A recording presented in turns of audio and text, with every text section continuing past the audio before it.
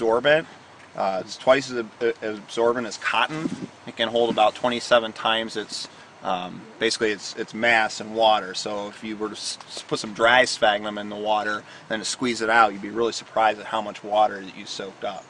It also has some really neat uses. Historically, it was used as a bandage, as an antiseptic quality about it, that it's sterile and it's so absorbent. So if there was a wound or something, you could pack that in there, and it would actually, help you stop from bleeding to death. I guess it was used during the Revolutionary War and the Civil War if there was a shortage of bandages.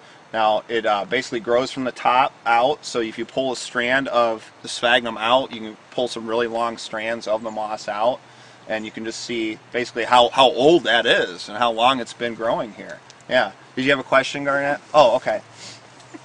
Yeah. There's many different species of sphagnum. I'm not as educated enough to really tell all the differences between the different species of sphagnum, but there's different species of sphagnum that grow throughout the bog. And that's basically why these plants can survive, is because they are able to thrive from certain properties that they have. In other words, thick leaves, deciduous, certain characteristics that they can survive in a nutrient-poor system. And again, that's the limiting factors that we're talking about. So this is you can see the uniqueness of this area as opposed to the majority of the landscape of Ohio. You can understand why it's important for us to protect it, because it's just not something that is so common. It's a very uncommon and unique thing, and if we don't have it here, we can't educate people about it. And it's something that if we don't have here, it's never going to come back, unless we get another ice age, I guess. So, yeah. I don't know. I mean, yeah, I know. put my foot in my mouth on that one. So, any questions about the limiting factors or the sphagnum moss?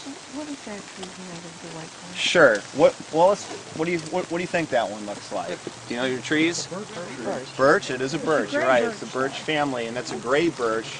It could be easily mistaken for a white birch, but it's not. It's a gray birch. Again, this is a bog species. It thrives in a cooler environment, and that's because of the properties of the sphagnum. It tends to hold in the moisture, and temperature is cooler.